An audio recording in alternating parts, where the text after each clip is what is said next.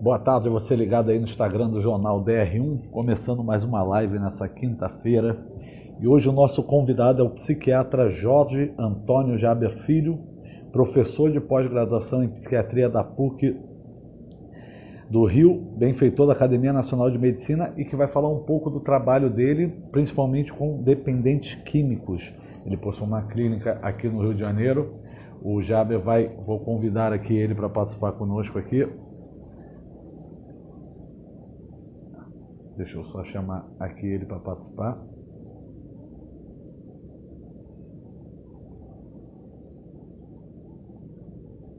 Ele já está online aqui acompanhando.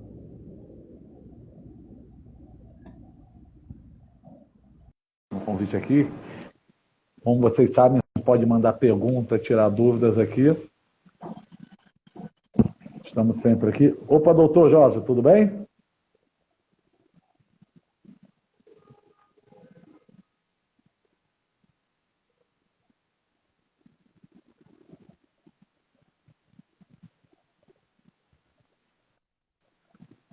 Guilherme? Oi. Guilherme, não estou lhe ouvindo agora. Opa, está me ouvindo agora? Ô, doutor, a sua câmera está de lado, você consegue deixar em pé? Bem, eu vou tentar. Você não tem como virar, não? Na tela? Oi, perdão? Tá ruim, eu não estou conseguindo te ouvir direito, não.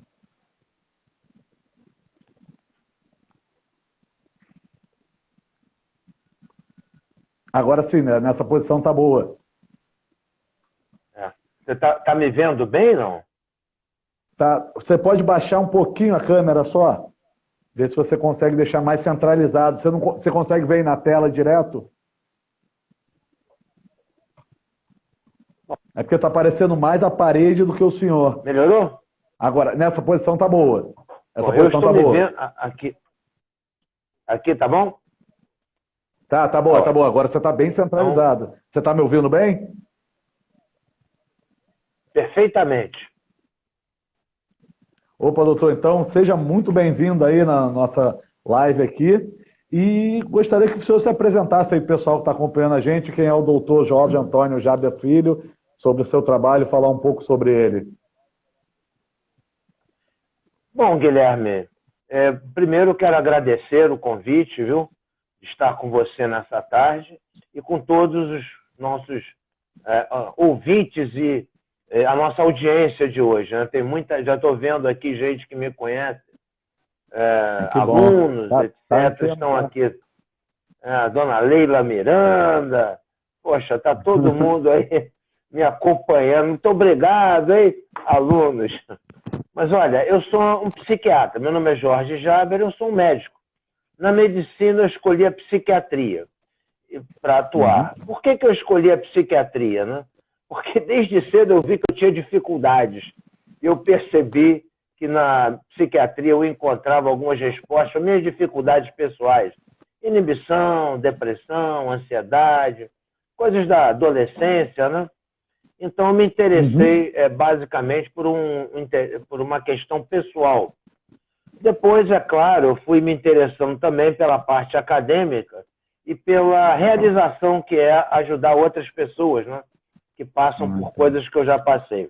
Uma coisa que é importante é chamar a atenção, né? Sublinhar, para muitas pessoas não sabem, o que é ser psiquiatra, né? Psiquiatria é um ramo da medicina. A psiquiatria, ela parte do princípio de que as pessoas que têm algum problema de ordem emocional, algum problema de ordem do uso de drogas, por exemplo, alguma doença, elas têm também algum componente orgânico nessa doença, o que é verdade.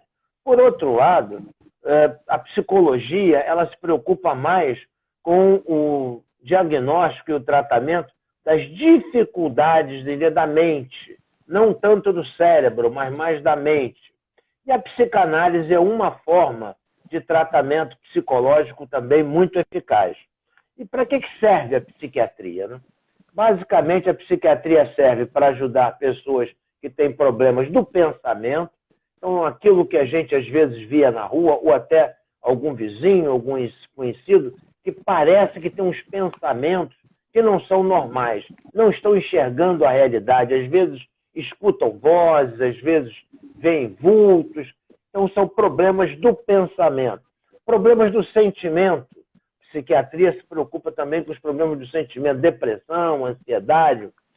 Problemas do comportamento. Aí entra a questão do uso de drogas, não é? Que é uma alteração não só do pensamento, dos sentimentos, mas também uma alteração do comportamento. Finalmente, viu, Guilherme Abraão, problemas do aprendizado. Ou seja, tanto crianças quanto idosos vão perdendo a capacidade, ou as crianças ainda não têm, algumas têm alguma doença que não permite ter, e os idosos vão perdendo a capacidade de conhecer o que está acontecendo em torno. São os problemas cognitivos.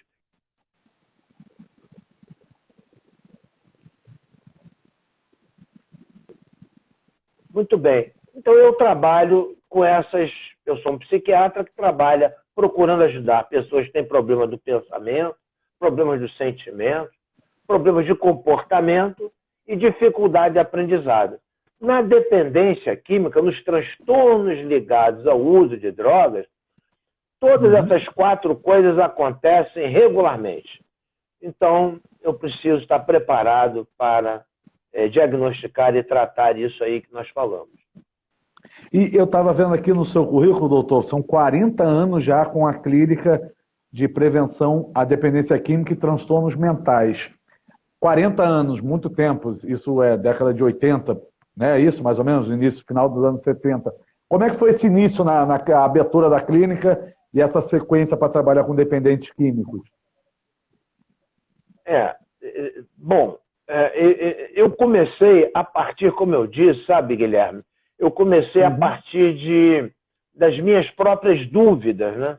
Então, com 15 anos, eu perdi um amigo, meu primeiro amigo que eu perdi com overdose. Então, eu fiz parte de uma geração que viveu muito essa questão da entrada das drogas. E naquela época, a regularização, ou seja, não havia um fator regularizante da quantidade, da concentração de drogas. Hoje em dia há. Hoje em dia existe já, mesmo no comércio ilícito, existem químicos que misturam de uma forma que tornam menos grave as complicações oriundas do uso de droga. Então foi pessoal. Depois, quando eu entrei para a faculdade, eu comecei a encontrar lá onde eu estudei, na época era UEG, Universidade do Estado da Guanabara, hoje é UERJ, né? E tinha um departamento de psiquiatria que nós, alunos, treinávamos lá, nós levávamos os pacientes para as sessões de cinema nas sextas-feiras, no hospital.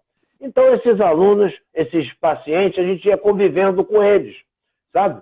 Acho engraçado que levávamos os pacientes para assistir filmes de Bergman.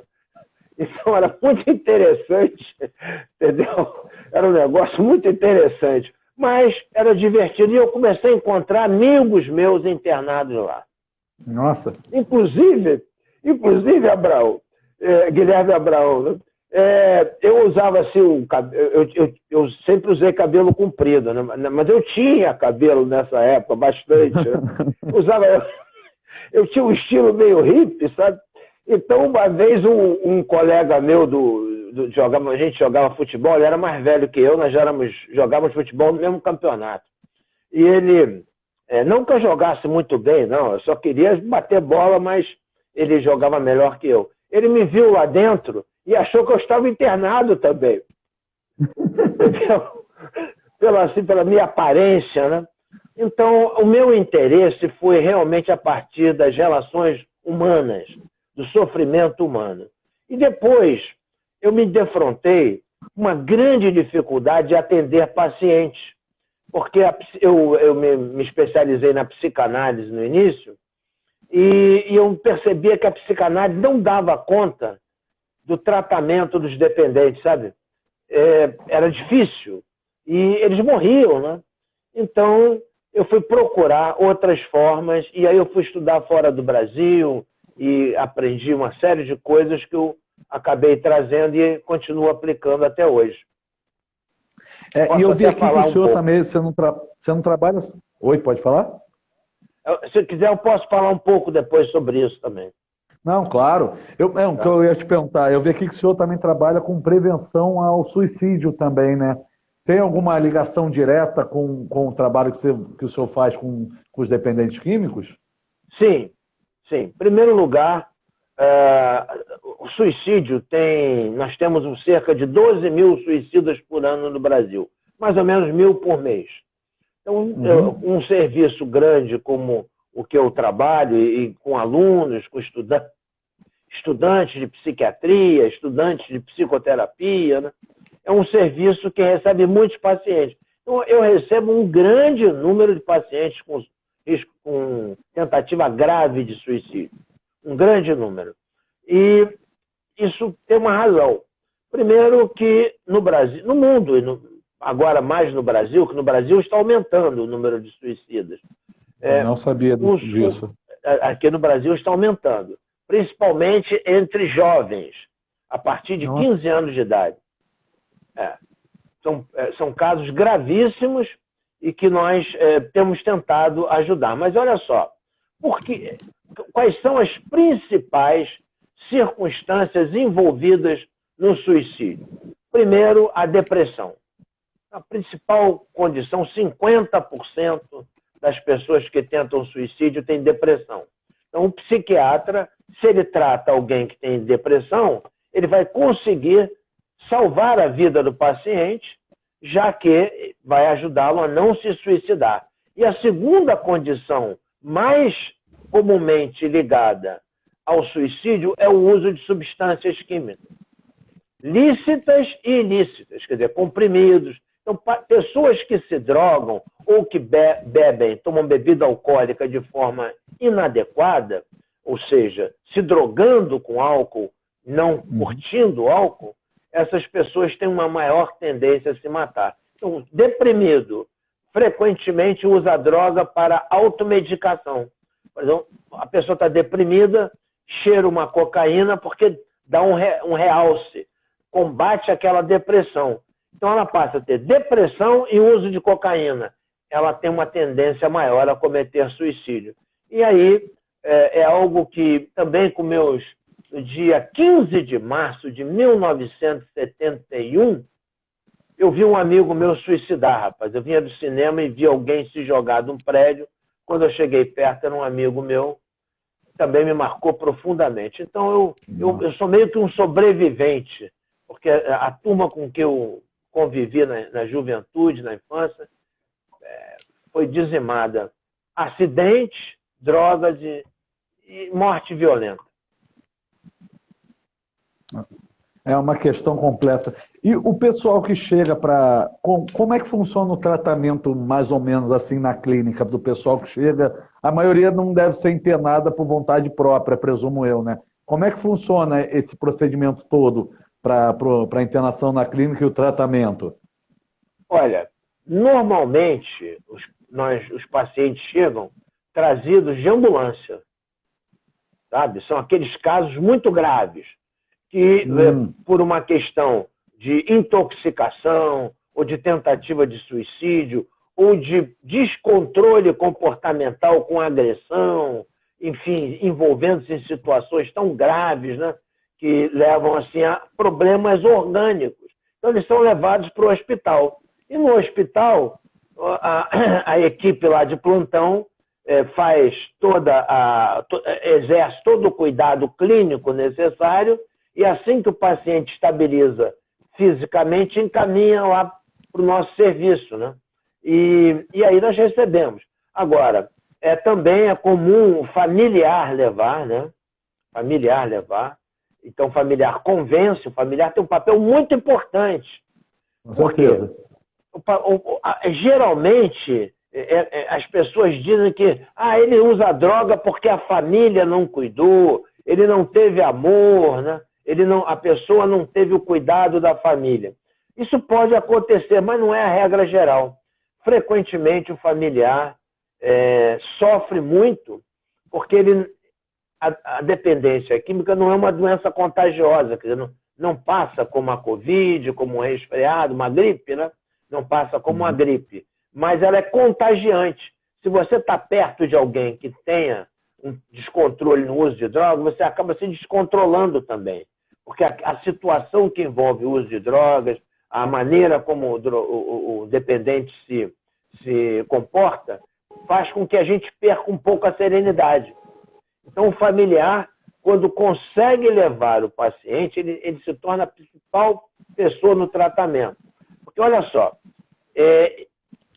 o médico, ele representa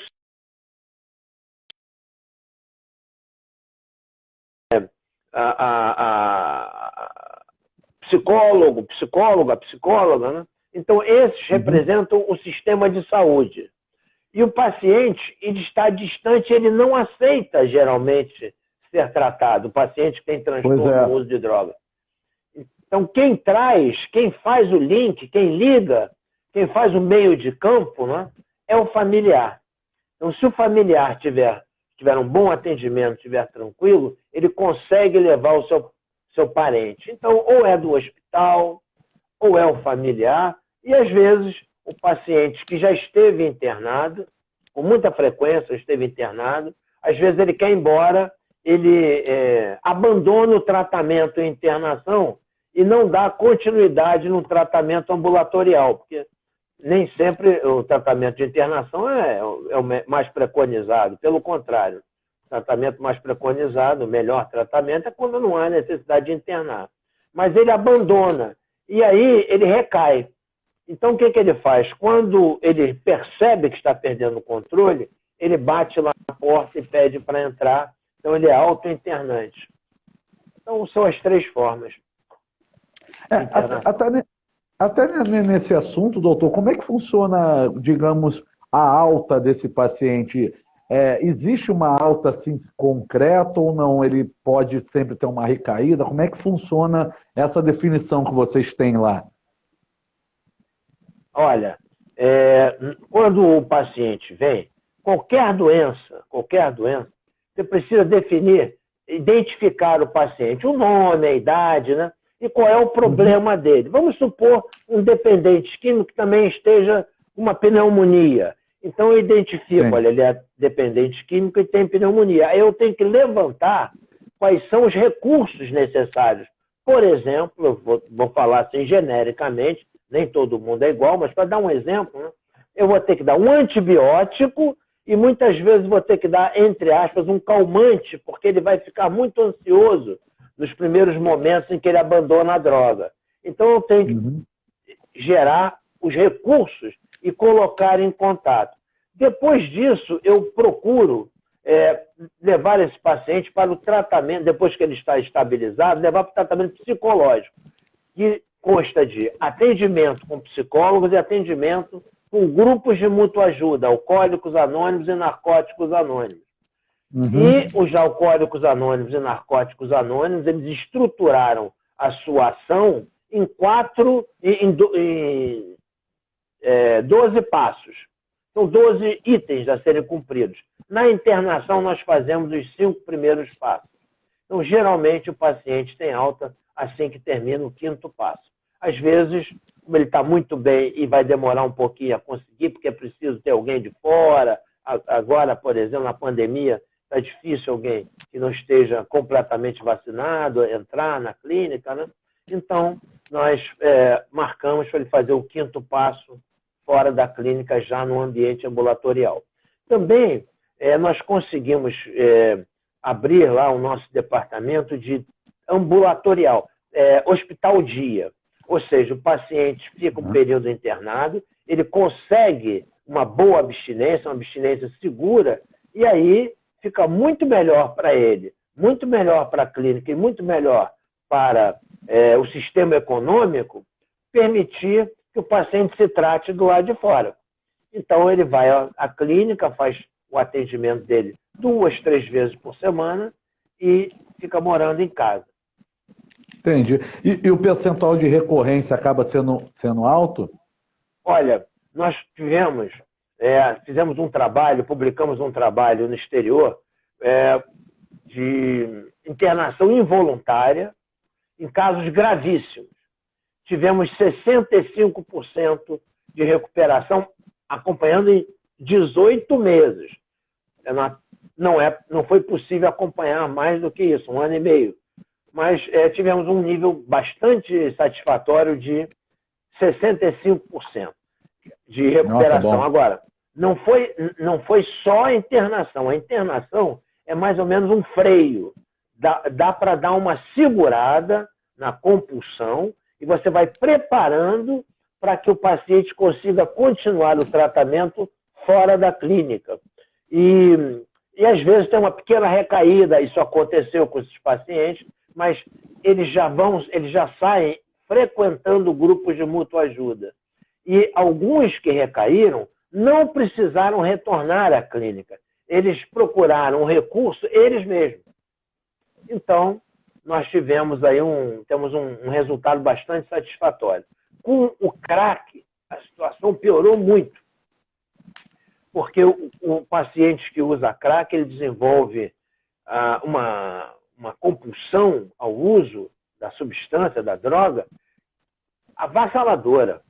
Então, é mais difícil, porque ele vem também com maior comprometimento orgânico, comprometimento mental, com certo abandono social. Então, você tem que fazer uma recuperação mais longa. E, geralmente, são pessoas que têm pouquíssimo recurso. Então, a situação vai ficando muito difícil. Daí, a importância, né? Nós temos um bloco de carnaval, nós criamos um bloco de carnaval, sabe, Abraão? Que maneiro. Chamado Alegria Sem Ressaca. Ou seja, se você é para não abusar, não entra na ressaca. Se você vai usar um álcool, alguma coisa, tenta usar o mínimo possível para evitar as complicações. Nós fazemos esse desfile, é um bloco oficial do carnaval, a prefeitura acolheu, a gente faz lá na praia de Copacabana. Nos últimos 2 anos, devido à pandemia, não houve o desfile, mas nós fizemos num ambiente fechado, com ex-pacientes, familiares, médicos, psicólogos. Fizemos uma baguncinha com o pessoal lá da Vila Isabel. O pessoal da velha guarda musical da Vila Isabel vai lá, toca, a gente faz uma baguncinha e leva a mensagem de carnaval, diversão, sem excesso. Legal demais, parabéns pelo trabalho. Mas pelo que o senhor então falou, o paciente de crack acaba sendo mais complicado de tratar de todas as drogas possíveis?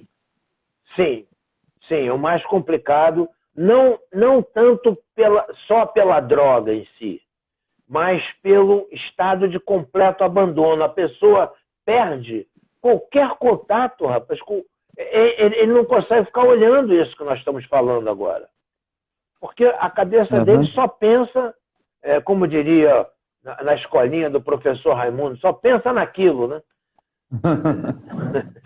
Ele só pensa na droga. Porque isso não é, olha só, Guilherme, isso não é mau caratismo da pessoa que é drogada. Não é má índole, doença, né? Você sabe disso. Mas eu tenho que falar doença. Isso aqui, né? É doença. Claro. E como é que essa doença se manifesta? Quando a pessoa usa uma droga, essa droga vai ao cérebro e altera a produção dos neurotransmissores, que são as substâncias que fazem a ligação entre os neurônios. Então, o nosso cérebro funciona assim, como se fossem fios que têm uma pocinha de neurotransmissor no meio. Então, o impulso passa por ali. Quando a pessoa usa a droga, altera essa produção de neurotransmissores. Então, ela passa a necessitar cada vez mais drogas para que a sensação de bem-estar apareça outra vez. Então, é isso que faz com que a pessoa não ligue para nada, não tenha mais sentimento, não experimente sentimentos, se torne desonesto na obtenção de furtos ou de valores para poder comprar a droga, né? Então, são pessoas que precisam de um tempo maior para estabilizar. E quando... Guilherme, vou contar uma coisa para vocês. Alguns aqui eu já vi, tem alunos aqui, até uma fez uma pergunta da última aula. ela não assistiu a última aula, está fazendo a pergunta aqui de cavalo. Que é a ketamina, cetamina, viu, Patrícia? Cetamina, está lá na aula, eu dei essa aula, hein? Então, mas tudo bem, ela tá levantando a bola aqui para eu poder responder melhor também. Obrigado. A Leila Miranda também está falando aqui. A minha galerinha está me acompanhando. Obrigado, hein, gente? Tem bastante gente aí te vendo aí, doutor. Tá bom. Então, o paciente, né, ele se transforma, rapaz. O olhar dele, quando ele vem, o olhar dele é um olhar assim, maligno. Ele vem com um olhar brabo. E com o tempo, o olhar vai se expandir, vai ficando um olhar quase angelical. É uma mudança assim que você se assusta até de ver. Como aquela pessoa que parecia assim, tinha cara de, desculpe o termo, né? Tinha cara de bandido, passa a ter cara de anjo. Entendeu? Porque o olhar muda. E a pessoa parece que fica surpresa com o mundo que ela está assistindo, que ela não via antes. Ela começa a contemplar o mundo de uma maneira que ela não via antes. Claro, eu estou falando de casos muito graves, né? Mas as pessoas frequentam muito grupos de muita ajuda também. Que quem estiver interessado aqui, quiser saber um pouco mais, procurem Narcóticos Anônimos, NA, ou Alcoólicos Anônimos, AA. Existem no Brasil inteiro, quase diariamente, milhares de reuniões, e eles têm uma eficácia muito grande. Não é preciso pagar nada, não é preciso dar nome, se inscrever, não precisa preencher ficha, basta a pessoa querer não usar droga, não precisa nem ser dependente. Se ela não quiser usar droga, ela já preencheu requisitos para frequentar, sabe, Guilherme? É muito legal mesmo. Sim, e aí, sim, mais? São trabalhos ótimos. E deixa eu te perguntar, o uso dessas drogas assim pode causar danos assim irreversíveis mesmo? Ou pode. Sempre tem um jeito? Pode causar danos irreversíveis. As drogas, não é? Elas também têm um outro nome assim, popular, tóxicos, né? Drogas são tóxicas. São tóxicas significa que elas são venenosas. E como é que elas atuam? Sim. Elas atuam alterando quimicamente a célula. Então é como se você tivesse uma bolinha uma bolinha de encher, de festinha de aniversário, encher-se com água. Ali tem uma célula. Se você coloca um ácido ali, ele destrói aquela célula, ele vai comendo por dentro, e aí quando você vê a célula estoura e sai todo o seu conteúdo. Então, há perda de células cerebrais. Com isso, há uma diminuição da espessura do cérebro. Gradualmente, isso vai se manifestando. O cérebro vai diminuindo aquilo que chama-se córtex cerebral, que é a parte mais externa do cérebro, vai diminuindo. E a córtex cerebral, Guilherme, é a parte do cérebro que é mais evoluída, que distingue tudo, que percebe os detalhes, o humor, que a parte mais inteligente do cérebro é a córtex. E a córtex, sendo destruída, vai criando uma geração de jovens que tem uma linguagem pobre, tem um raciocínio pobre. Por exemplo, eu estou com um paciente lá que ele é negro, mas ele pintava o cabelo de amarelo, né? Amarelo, bem amarelo. E ele ia no mesmo posto de gasolina, tentando alcoólica, ou roubar sanduíche. Poxa, um garoto jovem, grandão, negro, com cabelo pintado de amarelo, evidentemente que ele foi pego várias vezes, foi preso, né? Então, ele não percebia isso, a inteligência dele não estava permitindo que ele reconhecesse um risco social ao qual ele estava se expondo, né? Inclusive, até numa região conturbada, ali ele poderia ser executado. Então, falta inteligência porque vai diminuindo. Então, primeiro, há uma diminuição do volume. Depois, as células começam a morrer. Quando as células começam a morrer, a lesão pode ficar para sempre. Entendi. O senhor que é psiquiatra, que conhece bem, obviamente tem aquelas famosas as drogas sociais, né, que é a maconha, a própria cocaína, mas tem essas mais pesadas, que é o crack. O que é assim, o principal fator que leva a pessoa até isso? Até chegar, por exemplo, ao crack mesmo, que não é uma droga considerada social, digamos assim. Olha, em primeiro lugar, tudo indica, diversos autores descrevem isso, que é a curiosidade. Tá certo?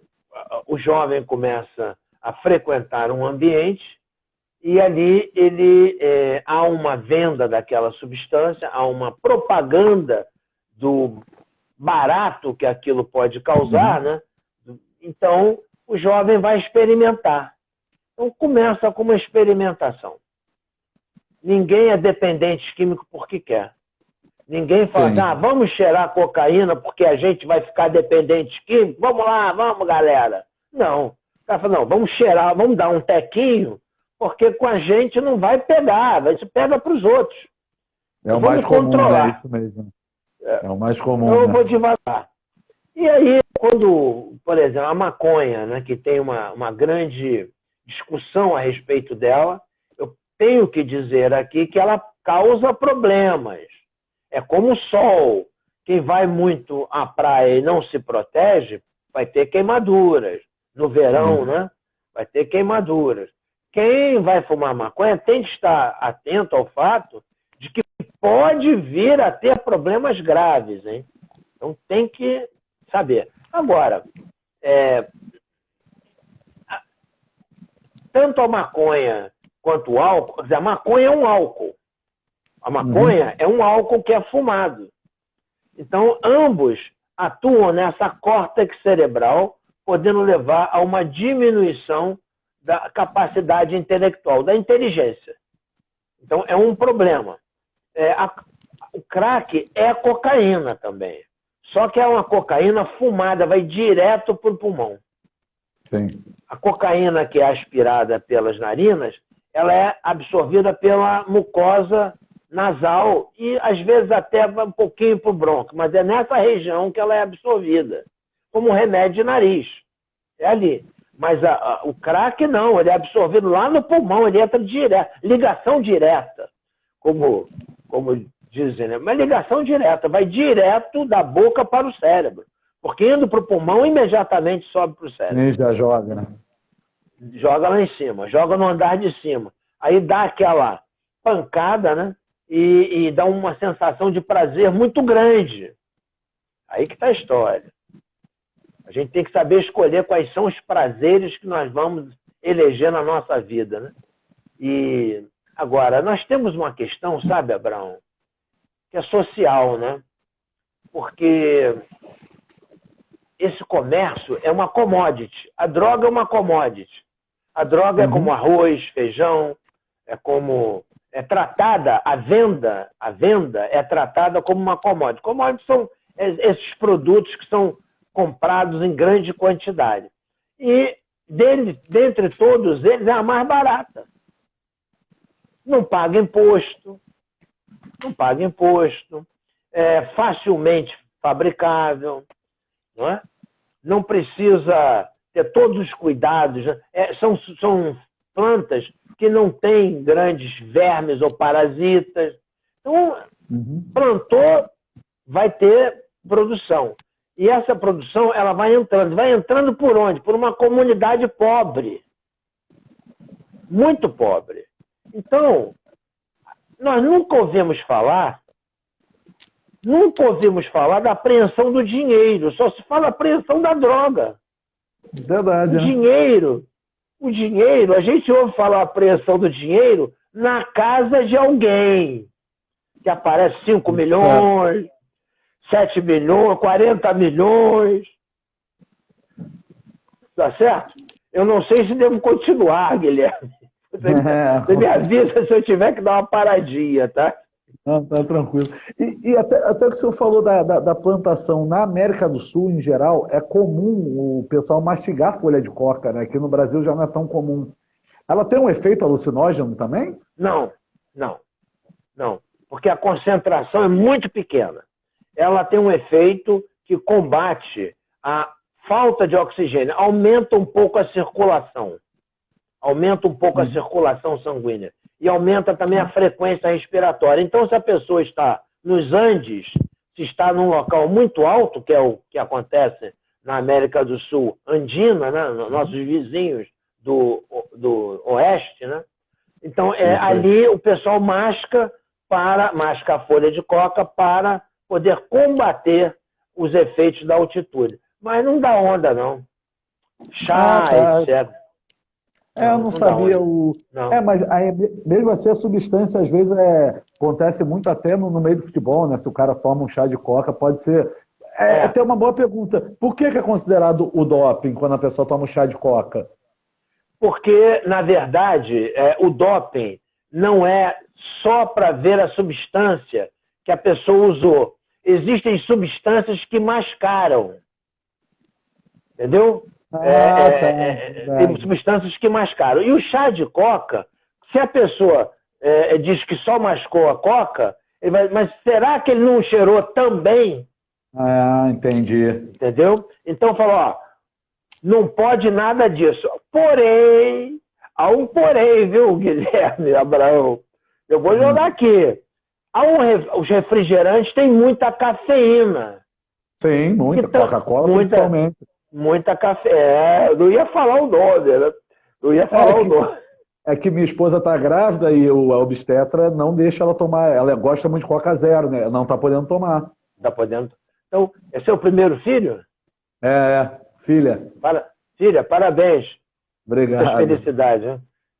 Eu tive filhos e tenho netas, né? É espetacular. Uma coisa maravilhosa na vida.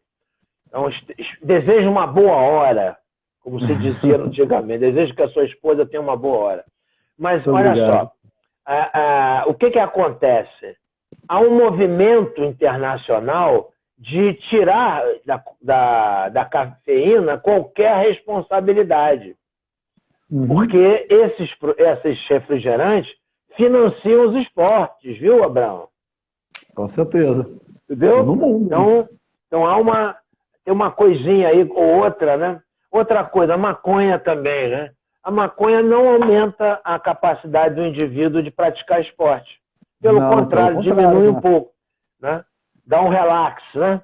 Dá uma onda, um relax. Aí diz, não, mas o jogador, o atleta, se ele fumar umzinho antes da competição, um dia antes, ele vai dormir mais tranquilo. E isso é doping. Então, existem aí discussões em torno do tema, né? Que não me sinto capaz de participar tão ativamente, já que não pertenço a nenhum partido político, né? Não sou atuante de nenhum partido político. Mas eu vejo que tem coisa errada. Tem coisa aí que não fecha, uma coisa não casa com a outra. Inclusive, tem um grande jogador de futebol, chamado Dodô, que jogava num time Botafogo. Eu fui defendê-lo, fui perito lá na Suíça, porque ele tinha sido encontrado cafeína na urina dele. Mas a cafeína também... O que por exemplo, eu gosto muito, para ir para academia, eu gosto muito de tomar pílula de café, né?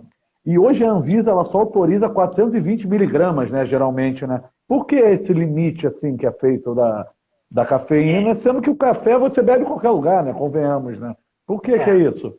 Olha, na verdade, a Anvisa permite a venda de pílulas até essa quantidade. Mas a pessoa pode tomar quanto quiser, né? Ela vai tomar quanto quiser. Frequentemente fica estimulada tem um grande aumento do estímulo esportivo, né? E isso mas não é considerado doping. Olha que interessante. Pois é, né? Porque o café, você pode. A cafeína realmente ela te desperta muito. Até nesse ponto, a cafeína age aonde, doutor? Também é no cérebro? Nós temos os neurônios têm receptores de neurotransmissão de substâncias. Um dos principais é a dopamina. Nós produzimos dopamina, tá certo? Uhum. E a cafeína, ela é dopaminérgica, ou seja, ela aumenta a função da dopamina. Ela fortalece. A dopamina fica com mais força, entendeu? Agora, quando passa o efeito, o organismo às vezes sente falta da dopamina que não é produzida na mesma quantidade. Vem uma depressãozinha. Entendi. Então, quando a pessoa consegue autorregular o uso dessas substâncias, aquela pessoa pessoas que tomam um drink, né? O cara chega de noite, vai no barzinho, toma um chopp com os amigos, controladamente, não dirige, né? E essa pessoa se autorregula. Isso existe com todas as drogas. Só que algumas são mais perigosas de se fazer isso, né? Por exemplo, um cigarro. O cigarro, existem vários trabalhos, meta-análises, né? Vários trabalhos que foram unidos no mundo inteiro, mostrando que se uma pessoa fumar, um jovem com menos de 18 anos, fumar um maço de cigarro antes de completar 18 anos, provavelmente ele vai ficar dependente de tabaco para sempre. Ele pode até parar de fumar, mas se fumar um ou dois, no terceiro, no quarto, ele vai comprar um maço. Porque é altamente adictivo o tabaco. Em contrapartida, também, apesar das pessoas sofrerem muito para abandonar o tabaco, ele é mais rapidamente desviciante, vou usar esse termo. Uma pessoa que está com gripe e não consegue fumar 1 ou 2 dias, quando vai fumar no terceiro, fica tonta. Ou seja, a dose... Ela sobe também, né? Até nisso, na questão do cigarro, o que traz o vício mesmo? É a nicotina ou o tabaco mesmo em si? Não, é a nicotina. É que a nicotina é uma substância presente no tabaco. E tem algumas marcas de cigarro, alguns anos atrás, antes do milênio, algumas marcas injetavam mais nicotina ainda. Como se fosse um vinho, né? Mais nicotina. Para a pessoa ficar mais... Aí diziam, não, é porque dá mais prazer. Mas, na verdade, causava mais dependência. Então, o comércio das drogas é um comércio perverso, né? Porque a pessoa que vende a substância química, que produz, ela sabe que um grupo razoável da população vai ter problemas graves de saúde. Então, é algo meio perverso. É algo que a gente precisa... Enfim.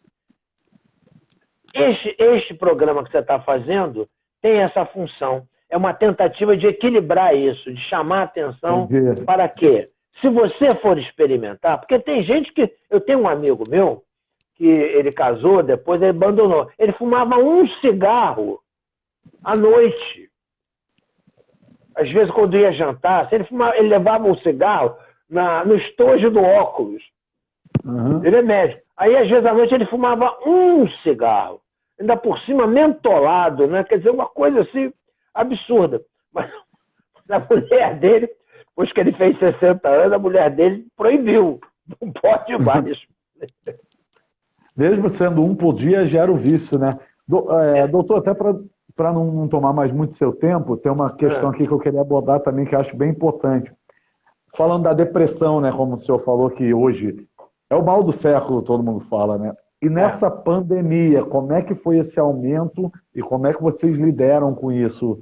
Porque provavelmente aumentou os casos de tudo, né? Seja de dependente químico, de pessoas depressivas. Sim. Como trabalharam nesse período que a gente ainda nem está livre, né?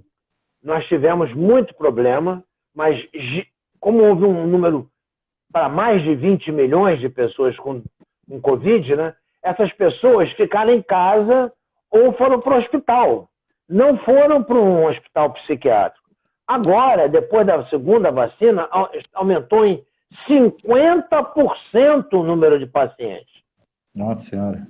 50%. Então, nesse momento, eu ainda não tenho como afirmar isso cientificamente, mas o médico ele se baseia muito na sua impressão clínica, naquilo que ele está vendo. Claro. Nesse momento, eu tenho a impressão que, passando o pior perigo, sabe quando você atravessa a rua e um carro avança e depois você chega no outro lado e a perna começa a tremer? Sim. Eu acho que está acontecendo isso com pacientes com problema emocional. Ele está começando a procurar ajuda, que já está agora entrando em desespero.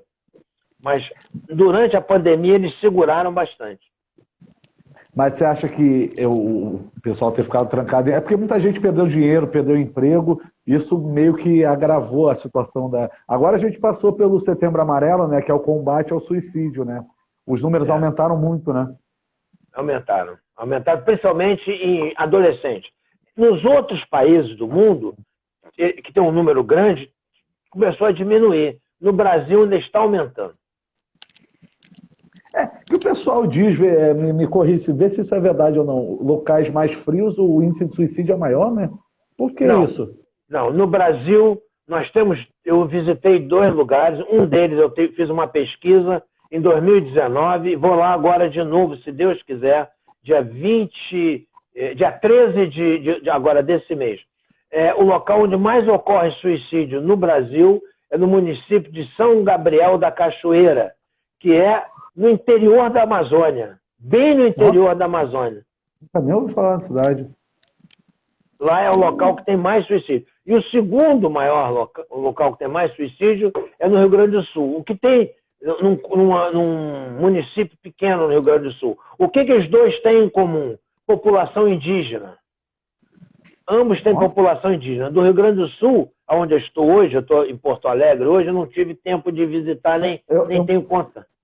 Eu morei 2 anos e meio em Caxias do Sul. Muri! Barbaridade, hein? Morei 2 anos e meio aí. Falta de sapato tu não tiveste, né? Não.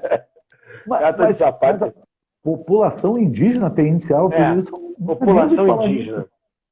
População indígena em São Gabriel da Cachoeira. Inclusive, eu estive no local onde eles costumam se matar, que é numa cachoeira, no Rio Negro. Entendeu? Eles costumam se matar ali. E eu percebi lá que o índio, ele sofre. O índio sofre. Porque o índio, por exemplo, não pode beber. É proibido. O índio há um cuidado sobre ele que a lei não permite que ele seja vendido bebida alcoólica a ele. Mas hoje em dia você compra o que você quer em qualquer lugar, né? Vai para a cidade, rua. Eu vi na rua, rapaz, assim, são ruas de terra, né? Eu vi os índios bebendo cerveja quente no calorão. Eles sempre compram aquela caixinha, aquele estojo com 6, né? Meia dúzia, e fica bebendo na rua. Achei até engraçado que um pequenininho estava sentado em cima das 6 cervejas e ia tirando. Eu não vi ele tirar a última, assim. Mas eu vi ele estava sentado em cima, no meio da rua. No meio da rua. O carro tinha que desviar, assim, o Jeep. Então, eu acredito que é uma população que mereça uma atenção maior, né? Se aqui no Rio de Janeiro, nas grandes capitais do Brasil, a população não tem acesso a cuidados básicos de saúde... Imagina a população indígena, né? Até porque, se pensar friamente, a gente chegou e tomou o espaço deles, né? Essa é a verdade também que todo mundo fala. Mas eles não têm tanto acesso à instrução assim. Como o senhor faz para auxiliá-los a ajudar eles mesmo nessa questão? Bom, nesse sentido, o Exército Brasileiro tem um papel muito legal, sabe? Porque o hospital lá é um hospital do Exército, né? Eu não vou entrar na política de índio, porque isso vai entrar em discussão partidária, mas o que eu vi lá é o seguinte: o Exército lá precisa do índio. Eles precisam de um índio, pelo menos. Eu vi um dia uma formatura lá, tinham 8 índios, cada um falava uma língua diferente. Eles são soldados. Uhum. São soldados e cada um fala a sua língua. Então eles precisam, quando vão fazer alguma missão, tem que levar um índio que fale a língua daquele grupo étnico. Então eles convivem muito.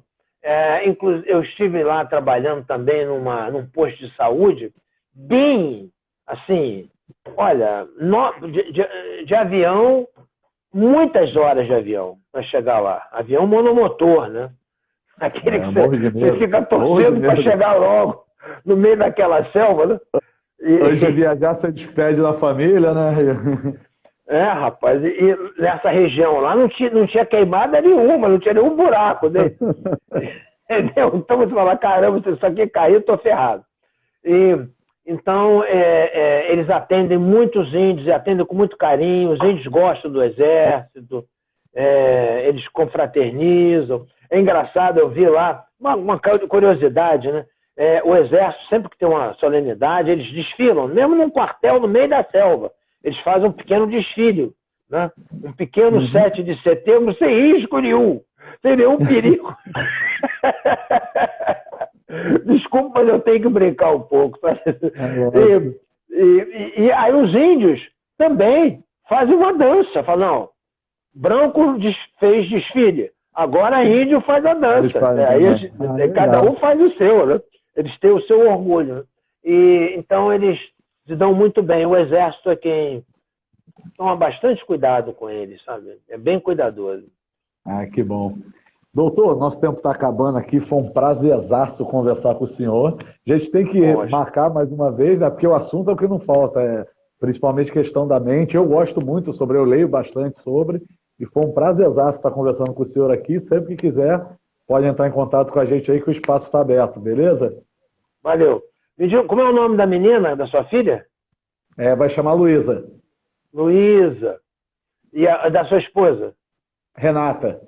Tá. Então, diga lá, transmita a Renata o meu desejo de uma boa hora e uma felicidade para a Luísa. Quando é que ela chega? Está programado para fevereiro, se tudo correr bem. Tá certo. Tá bom. Então, felicidades para vocês, tá? Um abraço, adorei conversar. Um grande abraço. Muito obrigado, doutor. O que precisar, é só me procurar. Um abração aí para o André, seu assessor também, que ajudou muita gente aí. Muito obrigado. Tá bom? Eu que agradeço, doutor. Até a próxima. Um grande abraço. Vou sair, valeu. Hein? Tchau. Falou, vou sair. valeu. Um beijão para os alunos, hein? Obrigado, hein? Que estavam aí juntos. Muito obrigado, hein? Grande abraço. Falou, doutor. Abraço, tchau.